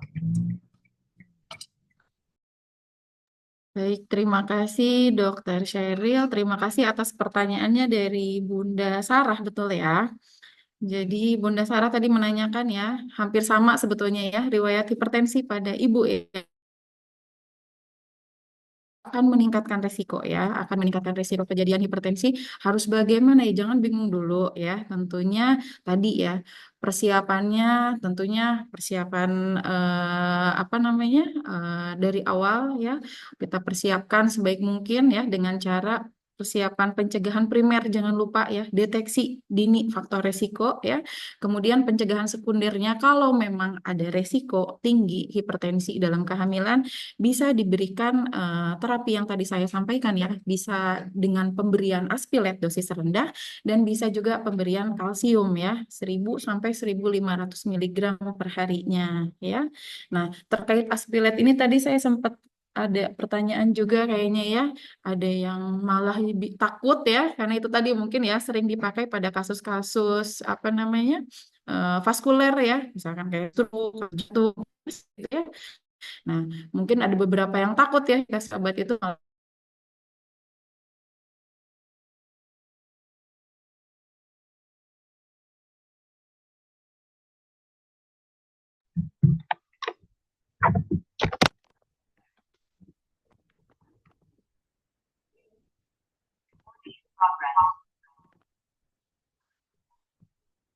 Mohon maaf, tadi sempat terpotong ya. Jadi kembali lagi ke patogenesis ya, mungkin tadi sudah dijelaskan Dokter Surya ya.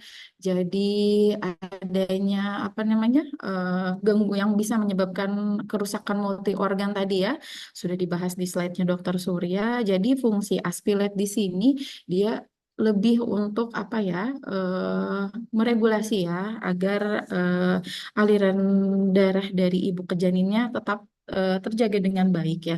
Namun ada kasus misalkan malah jadi flek yang mungkin pada kasus tertentu misalkan kalau ada flek ya dihentikan sementara.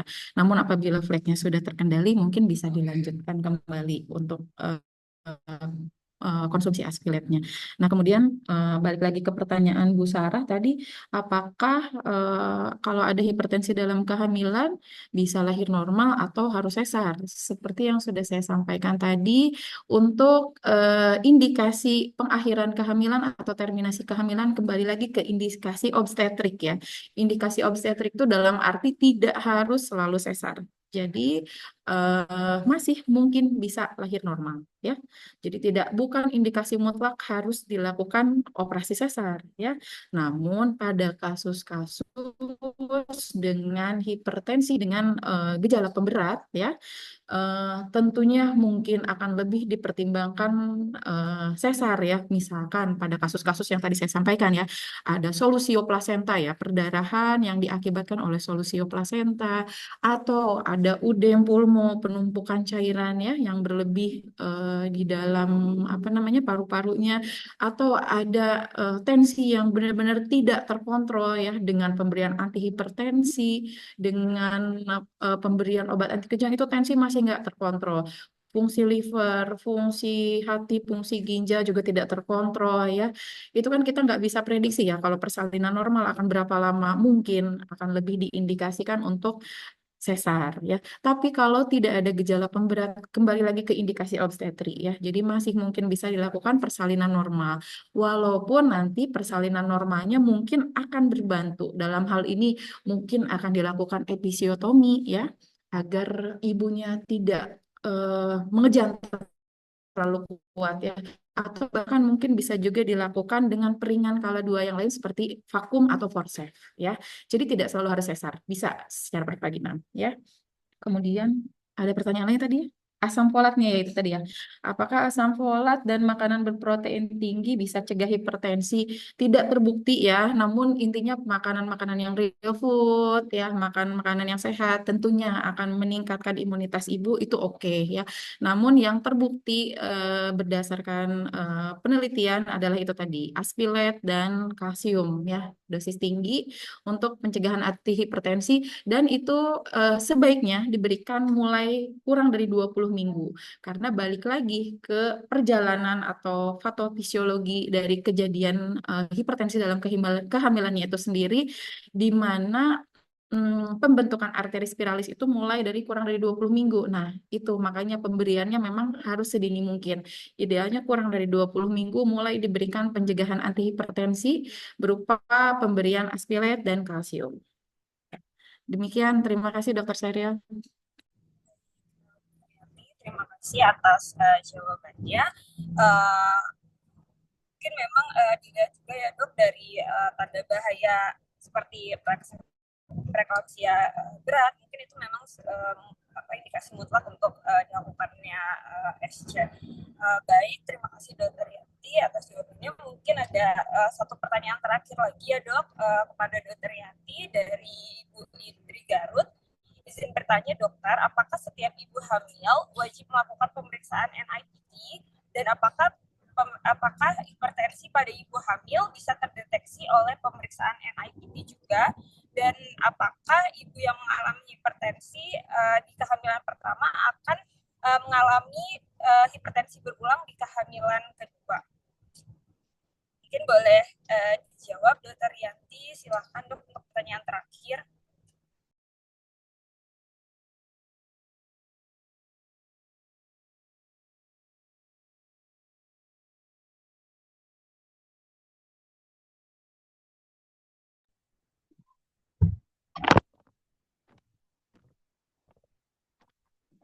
Dok, tadi sinyalnya ada gangguan. Boleh diulang pertanyaannya? Baik dokter, pertanyaan dari Ibu Indri Garut di Kota Garut dok. Izin bertanya dokter, apakah setiap ibu hamil wajib melakukan pemeriksaan NIPT dan apakah hipertensi pada ibu hamil bisa terdeteksi juga oleh NIPT, dan apakah ibu hamil yang mengalami hipertensi pada kehamilan pertama akan mengalami hipertensi kedua pada kehamilan yang kedua? Mungkin bisa dijawab dok. Silakan Dokter Yanti. Baik, ini pertanyaannya mengenai NIPT ya. Jadi apakah Betul. NIPT itu wajib atau tidak? Sebetulnya bukan merupakan pemeriksaan wajib. Ya, makanya tadi saya sudah sampaikan untuk pemeriksaan dasarnya dulu mungkin ya yang harus lebih diperhatikan ya. Kadang udah mikir ke arah NIPT, udah mikir ke USG veto, tapi malah pemeriksaan dasarnya belum dilakukan ya. Justru yang anjuran saya lakukan pertama kali adalah pemeriksaan laboratorium dasar terlebih dahulu, meliputi HB, golongan darah, gula darah, triple eliminasi, ya. Itu yang mungkin yang harus lebih diperhatikan. Nah, jadi NIPT itu bukan merupakan pemeriksaan yang wajib, ya. Namun ada kondisi-kondisi tertentu, ya, yang mungkin dokter akan merekomendasikan pemeriksaan tersebut. Misalkan ada kecurigaan kelainan anatomi pada janin, atau ada riwayat kelainan anatomi pada kehamilan yang sebelumnya, atau mungkin ada riwayat keluarga juga ya. Intinya yang terkait dengan kromosom, namun tidak spesifik untuk pemeriksaan untuk apa namanya deteksi hipertensi dalam kehamilan ya. Untuk NIPT-nya seperti itu. Kemudian tadi eh, apa namanya? Riwayat hipertensi pada kehamilan sebelumnya ya.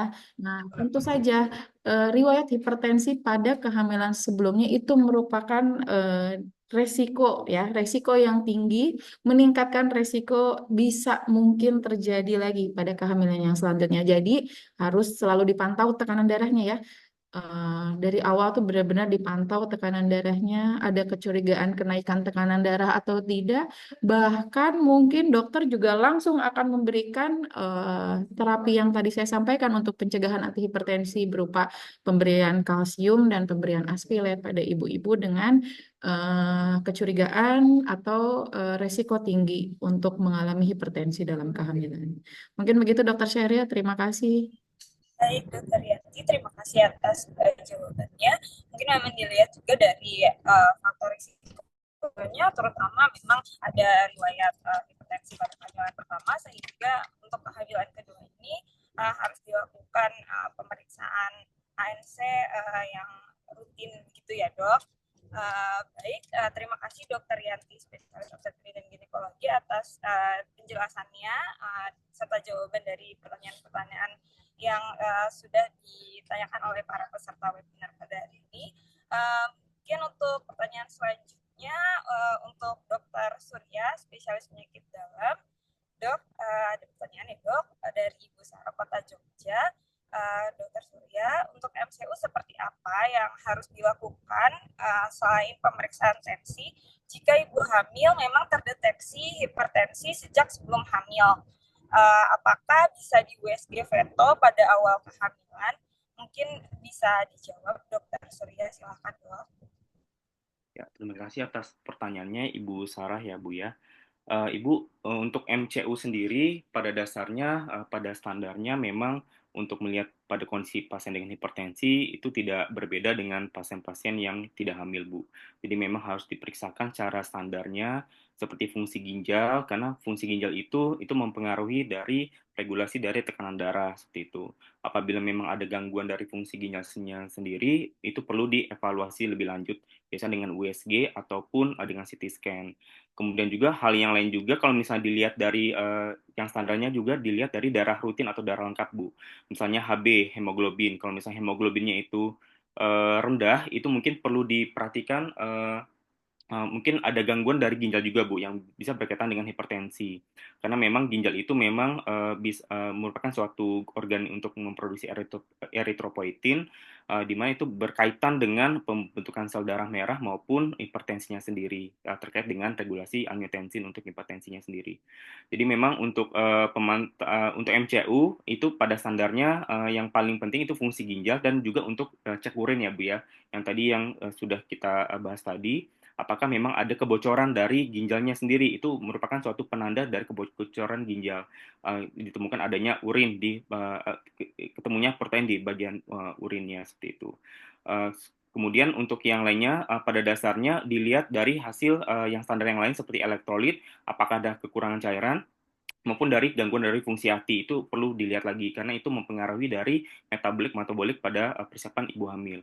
Dan perlu diperhatikan lagi biasa di MCU itu akan diperiksakan yang namanya juga ke arah eh, torch ya Bu ya. Kalau torch itu mungkin berkaitan dengan janinnya nanti untuk perkembangan dari janinnya nanti. Tapi pada dasarnya yang biasa yang kita di penyakit dalam periksakan itu adalah fungsi ginjal dan juga dari standar-standar lab internasionalnya Isi seperti absennya di HB mana ya? maupun fungsi hati. Mm-mm. Itu Bu Sarah. Yang tadi mungkin masalah terkait Isi absennya di mana USG teh? ya tadi ya. Isi absen ini teh. Is- USG veto pada awal apa jika ibu hamil terdeteksi hipertensi sejak sebelum hamil apakah bisa USG veto pada awal kehamilan? Mungkin ini untuk USG veto mungkin dari Dokter Yanti mungkin ya dok ya. Jadi kalau misalnya USG veto itu USG kehamilan ya sebenarnya sih untuk lihat dari ibu hamil apakah eh, jika ibu hamil terdeteksi hipertensi sejak sebelum hamil, biasanya sih bisa juga Bu dilakukan USG veto, tapi ini kalau memang ia terdeteksi hipertensi ya tidak tidak masalah Bu, bisa dilakukan USG veto pada awal kehamilan. Seperti itu.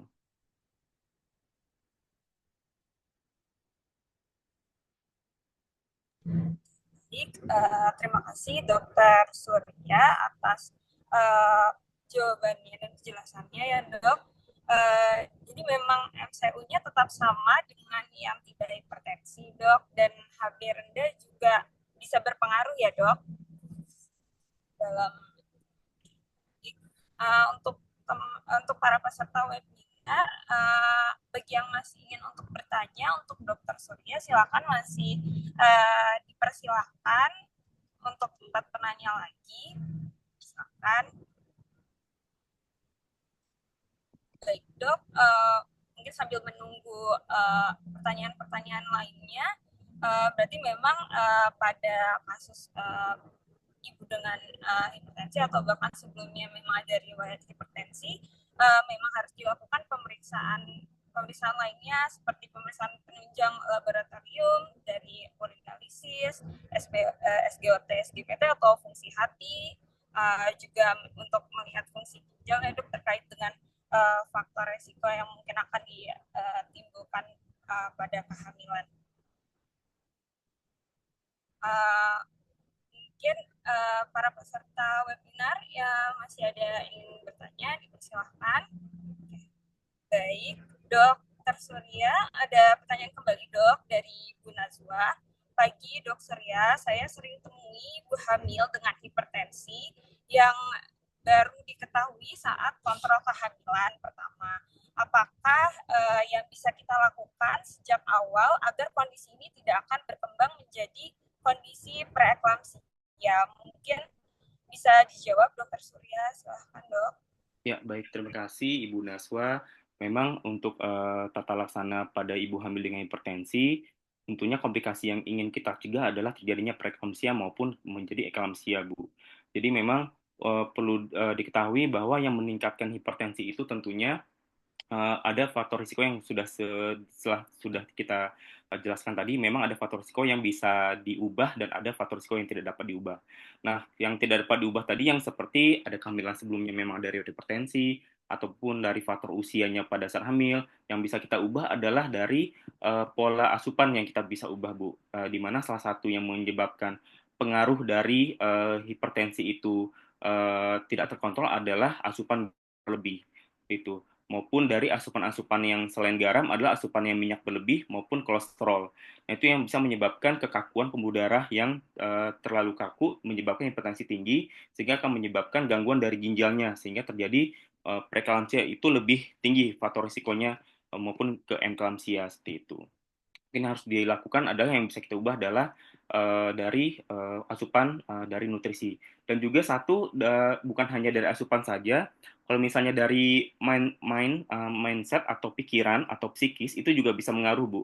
Jadi kalau misalnya psikisnya terlalu, beban pikiran yang terlalu berat istilahnya, jadi menyebabkan dari saraf simpatis itu menyebabkan pembuluh darah juga jadi lebih kaku atau lebih cepat kerjanya dari bagian jantung, sehingga akan menyebabkan bisa terjadinya peningkatan tekanan darah yang lebih tinggi beresikonya, sehingga akan bisa menyebabkan beresiko menjadi preeklamsia ataupun eklamsia kalau secara tidak langsung. Seperti itu. Terima kasih Dokter Surya atas jawabannya. Memang banyak faktor risiko terlebih lagi dari pola hidup juga ya dok, termasuk dari makanan mungkin memang harus dihindari seperti konsumsi makanan yang rendah natrium seperti itu ya dok, rendah protein seperti itu mungkin ya dok. Baik, terima kasih Dokter Surya atas penjelasan dan jawabannya. Mungkin kita akan lanjut ke pertanyaan berikutnya. Oke, baik dok, dari Ibu Dwi Malang bertanya, saya di kehamilan kedua dari bayi abortus kembar di kehamilan bulan ketiga yang dapat memicu hipertensi kronik. Apakah ada pola makan yang harus diterapkan untuk mengatasi hal tersebut dan juga bersinambungan dengan pertanyaan lain terkait dengan asam folatnya dok. Bagaimana mungkin bisa dijelaskan Dokter Surya untuk pertanyaannya. Silahkan dokter. Baik, terima kasih Bu Dwi yang dari Malang. Bagaimana pertanyaan adalah pola makan yang harus diterapkan. Memang seperti yang sudah saya jelaskan tadi, pola makannya adalah kalau misalnya untuk dari asupan garam tentu Bu, dalam satu hari itu jangan lebih dari 1 sendok teh untuk dari segala bentuk makanan. Dan juga untuk dari pola makan yang lain selain dari garam itu perlu diperhatikan dari dari minyak, dari lemak-lemak. Kalau misalnya untuk minyak, kalau bisa jangan lebih dari 4 sendok makan minyak dalam bentuk satu hari dalam bentuk makanan, Bu. Dan juga untuk yang masalah selain dari pola makan, tentunya untuk yang tinggi gula ya Bu ya. Kalau tinggi gula itu sendiri akan menyebabkan gula yang tinggi itu akan menyebabkan metabolik atau organ itu terganggu. Jadi sehingga kalau misalnya untuk makan, saran saya tiap 3 jam itu Bu harus makan tapi dengan porsi yang kecil-kecil. Jadi memang supaya insulin itunya stabil sehingga tidak kerjanya berat untuk meregulasi gula agar si gula itu dipakai untuk menjadi energi dalam tubuh seperti itu Bu. Sehingga akan bisa mengontrol dari organ-organ yang terlibat seperti itu. Mungkin itu dok. Baik dok, memang banyak juga pertanyaan-pertanyaan, beberapa pertanyaan dari para peserta Ibu mengenai memang makanan-makanan apa saja ya, mungkin memang khawatir apakah memang baik, yang mana yang baik dan mana yang dihindari bagi ibu hamil. Mungkin memang dari asupan gula juga lebih harus dikontrol ya dok ya. Oke, baik, terima kasih dok untuk penjelasan dan jawabannya. Saya akan lanjutkan ke pertanyaan selanjutnya dok, untuk pertanyaan terakhir dari Ibu Sarah. Untuk Dokter Surya, pada gangguan ginjal pada ibu hamil dengan hipertensi, apakah memang bisa dideteksi secara fisik dok sebelum cek lab? Mungkin bisa dijawab Dokter Surya untuk pertanyaannya. Silahkan dok. Baik Bu Sarah, terima kasih atas pertanyaannya. Jadi bisa nggak sih kita untuk mendeteksi secara fisik sebelum kita misalkan cek lab untuk apakah ada gangguan ginjal dari hipertensi? Jadi memang karena memang tadi sudah dijelaskan bahwa apabila pada gangguan ginjal itu terjadi kebocoran ya Bu ya, kebocoran terutama yang protein. Biasanya yang kita lihat adalah, yang kita tanyakan adalah apakah kencingnya berbusa Bu. Jadi memang kalau kencingnya berbusa itu suatu penanda awal adanya kebocoran dari protein. Sehingga kalau misalnya kita berpikir bahwa kalau misalnya kencing berbusa, kita berpikir ada gangguan ginjal sepertinya. Sembari kita mencari penyebab yang lain, karena memang penyebab gangguan ginjal itu kan bukan hanya pada ibu hamil aja Bu. Mungkin ada gangguan dari metabolik gula yang sangat tinggi ataupun hipertensi yang sangat tinggi, dan juga apakah ada masalah di ginjalnya sendiri, apakah ada batu ginjal seperti itu yang bisa menyebabkan kebocoran ginjal. Dan juga untuk dilihat juga bisa secara fisik, biasanya kita juga pemeriksaan dari bagian dari pemeriksaan fisik dari bagian pinggang Bu. Apakah ada nyeri di bagian pinggang, karena memang secara anatomi ginjal itu di bagian perut bawah bagian belakang. Sehingga kalau misalnya ada gangguan, ada nyeri ataupun rasa waktu kita periksakan dengan ketok itu nyeri, kemungkinan apakah ada gangguan ginjal, apakah ada peradangan seperti itu Bu. Dan juga apabila kencingnya mulai berkurang, nah itu juga merupakan suatu penanda adanya gangguan ginjal, mungkin secara akut ataupun kronik. Itu yang perlu diperiksakan dengan USG, apakah ginjalnya masih masih bagus ukurannya atau mengecil. Kalau misalnya mengecil itu arahnya ke arah kronis, sedangkan kalau misalnya masih normal mungkin ke arah akut. Apakah penyebabnya karena hipertensi yang terjadi tiba-tiba mendadak tinggi, ataupun karena memang ada metabolik gula yang secara kronis terjadi seperti itu. Baik dok, terima kasih atas jawabannya dan penjelasannya ya dok. Mungkin memang sebelum cek lab yang dilihat, sebelum mengecek lab, memang dilihat juga tanda gejalanya. Jadi memang ibu harus lebih waspada dan merhatikan ya apakah memang ada gejala-gejala yang memang tidak normal dari biasanya. Seperti tadi yang dijelaskan oleh Dr. Surya, mungkin dari fungsi ginjal bisa dilihat apakah memang ada urin yang berbusa seperti itu ya dok. Terus mungkin memang ada tanda atau kelainan yang lainnya, bisa jadi memang sebelumnya ada riwayat batu atau bagaimana, bisa dievaluasi lebih lanjut. Memang apabila ada kondisi yang tidak normal dari yang biasanya, sebaiknya memang dilakukan pemeriksaan lebih lanjut ya dok. Oke, baik. Terima kasih kepada Dr. Surya atas jawaban dan pertanyaannya. Mungkin para peserta masih ada yang ingin untuk melakukan tanya jawab oleh Dr. Surya, dipersilahkan. Apakah masih ada yang ingin bertanya?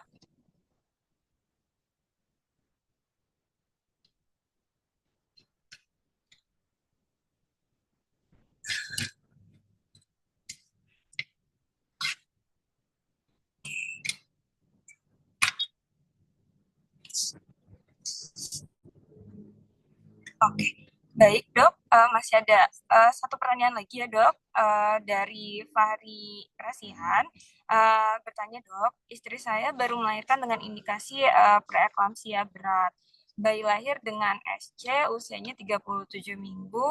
Untuk efek samping preeklamsia yang dirasakan oleh istri saya yaitu penglihatan sangat kabur, tungkai bengkak, darah tinggi. Yang ingin saya tanyakan, umumnya efek preeklamsia berat tersebut biasanya akan bertahan berapa lama ya dok? Baik, terima kasih atas pertanyaannya Bapak Fahri Rasian. Jadi memang kalau misalnya seseorang mengalami preeklamsia berat, memang itu kondisi yang serius. Memang biasanya ada gejala-gejala penglihatan menjadi kabur, kemudian tungkai bengkak dan darah tingginya juga istilahnya kita persisten seperti itu Bapak. Jadi memang kalau untuk efek dari setelah melahirkan apakah akan ada efeknya berapa lama, itu tergantung dari kondisinya lagi Bapak Ibu.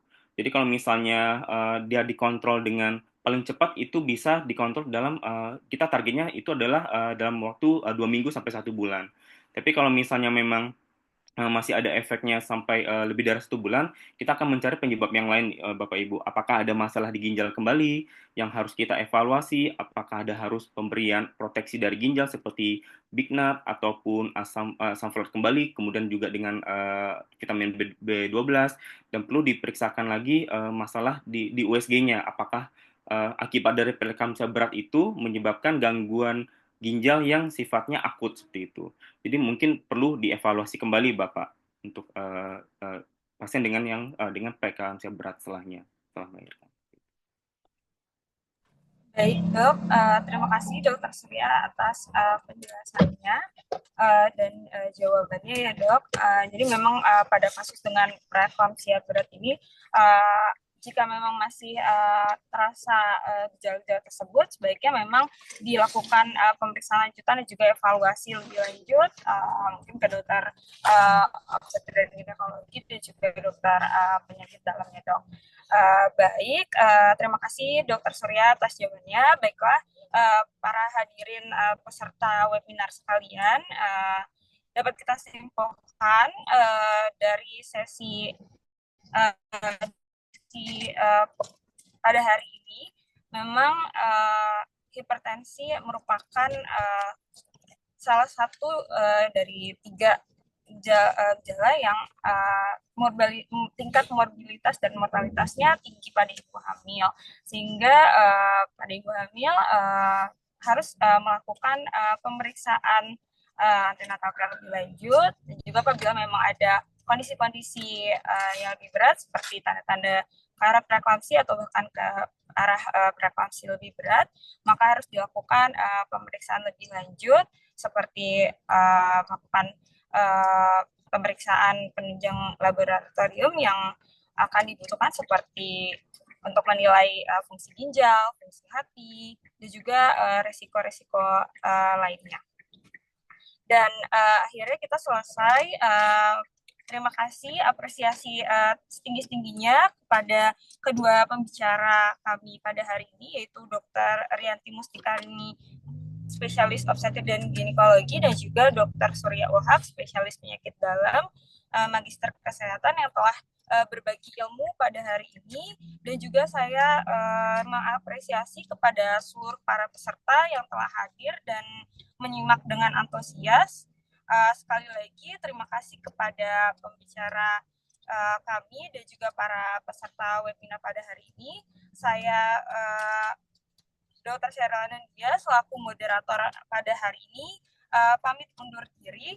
Terima kasih atas perhatiannya. Sesi saya akan kembalikan kepada MC. Terima kasih. Baik, terima kasih banyak Dr. Sheryl selaku moderator pada kegiatan webinar hari ini sudah memandu kegiatan dan sesi talk show-nya sampai dengan selesai. Terima kasih banyak juga untuk Dr. Yanti Mustikarani SPOG dan Dr. Surya Ulhak SPPD sudah memberikan materi yang Masya Allah luar biasa ya. Jadi ada ilmu baru, kemudian menjawab pertanyaan-pertanyaan dari sahabat permata semua. Sahabat permata semua di rumah. Baik, selanjutnya nih dokter mungkin ada sesi yang ditunggu-tunggu juga kita akan sampaikan. Tadi sudah ada beberapa pertanyaan-pertanyaan yang masuk ya. Kita akan pilih 3 pertanyaan, yaitu 2 pertanyaan terbaik nanti versi dari dokter Surya dan dokter Yanti dan 1 kita akan undi di akhir acara. Mungkin sebelumnya saya boleh sampaikan untuk dokter Yanti SPOG. Baik dokter, dari dokter Yanti, boleh pilih salah satu dokter dari pertanyaan yang tadi 3 disampaikan untuk peserta pertanyaan terbaik, dok. Ya, makasih Mbak Yeni. Mungkin tadi saya sangat antusias sekali dengan pertanyaan dari Bu Sarah ya. Bu Sarah ya, Nah, baik. mungkin saya pilih Bu Sarah ya. Bu Sarah dari mana tuh tadi? Dari Garut. Eh, Dari Jogja, Jogja, sorry. dari Jogja. Baik, selamat kepada Ibu Sarah atas pertanyaan terbaik yang dipilih oleh Dokter Yanti dari Jogja. Selanjutnya pertanyaan terbaik dari Dokter Surya. Silahkan dokter, boleh dipilih. Ya, terima kasih. Tadi Ibu Dwi Riyatni tadi ya yang bertanya ya, kalau saya tadi Oh baik, Ibu Dwi Riyatni dari Malang ya dok? dari Malang. Masya Allah, baik. Terima kasih banyak dokter atas pilihnya. Ya, selamat kepada Ibu Sarah dan Ibu Dwi Riyatni yang sudah memberikan pertanyaan dan sudah aktif juga bertanya pada sesi webinar kali ini. Untuk hadiah nanti akan dihubungi oleh panitia. Selanjutnya kita akan undi. Dari peserta yang sudah mengisi daftar hadir, kita akan undi siapa kira-kira yang akan mendapatkan hadiah saldo GoPay senilai 100 ribu rupiah. Boleh di-share screen silahkan. Baik, kita simak ya bersama siapa yang akan mendapatkan hadiah. Saya hitung mundur ya. 3, 2, 1. Silahkan diputar.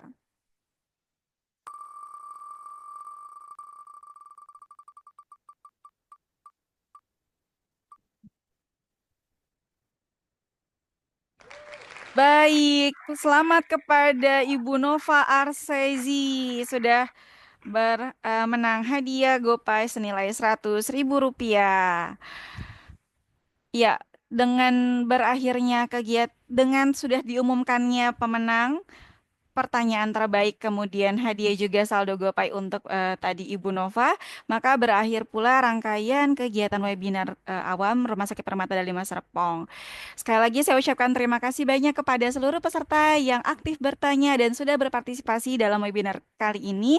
Dan juga terima kasih banyak kepada para narasumber yang sudah meluangkan waktu dan sudah memberikan informasi yang subhanallah sangat edukatif dan informatif sekali kepada Dr. Sheryl dan rekan-rekan semuanya.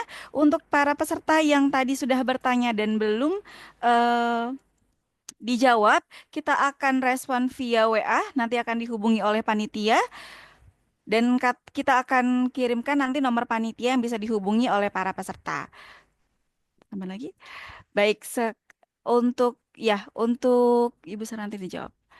Iya, sekali lagi terima kasih banyak. Sampai ketemu pada kegiatan webinar selanjutnya. Saya akhiri. Wabillahi taufiq wal hidayah. Wassalamualaikum warahmatullahi wabarakatuh. Sampai jumpa.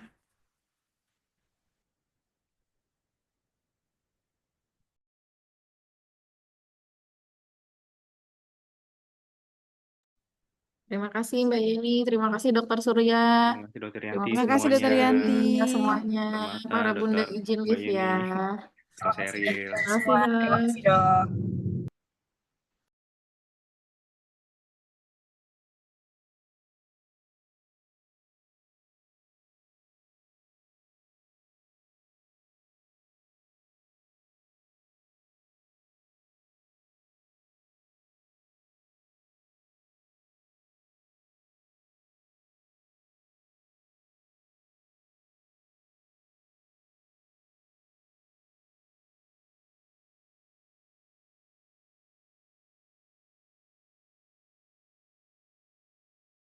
Tinggal koordinasi dengan tenaga medis.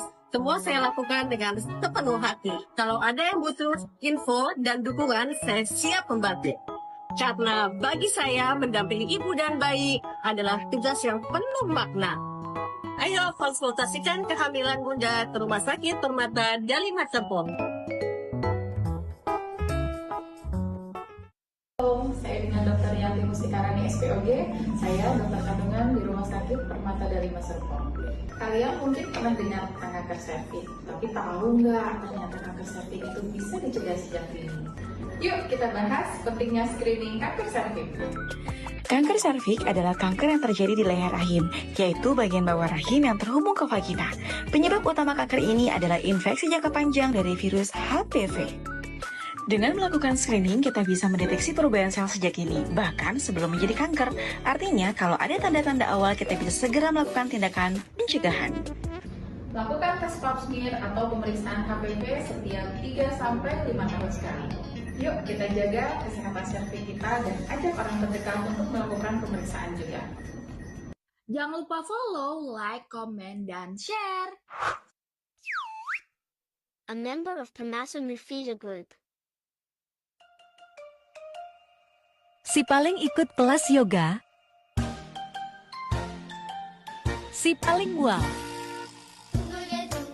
si paling doyan makan, si paling ngantuk. Seperti apapun tipe kehamilanmu, yang terpenting cek kesehatan hamil, jangan sampai terlewat ya. Jangan lupa follow, like, comment, dan share. A member of Permata Mufida Group. Ketika sedang tes kepercayaan. Jangan gampang percaya sama orang, tapi percayakan kesehatan Anda di Rumah Sakit Permata Dharma Serpong. Jangan lupa follow, like, comment, dan share.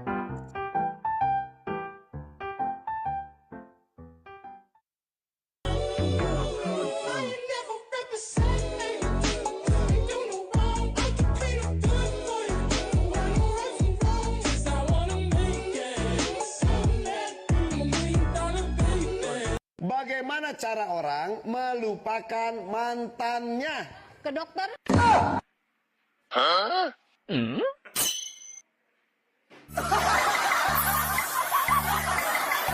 Jangan lupa follow, like, comment, dan share. A member of Permata Mufida Group.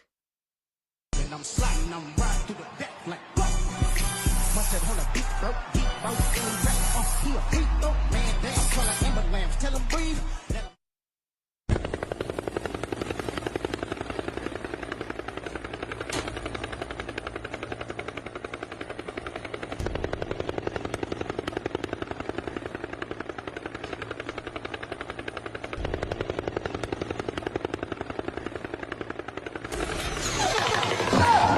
哎呦我的妈！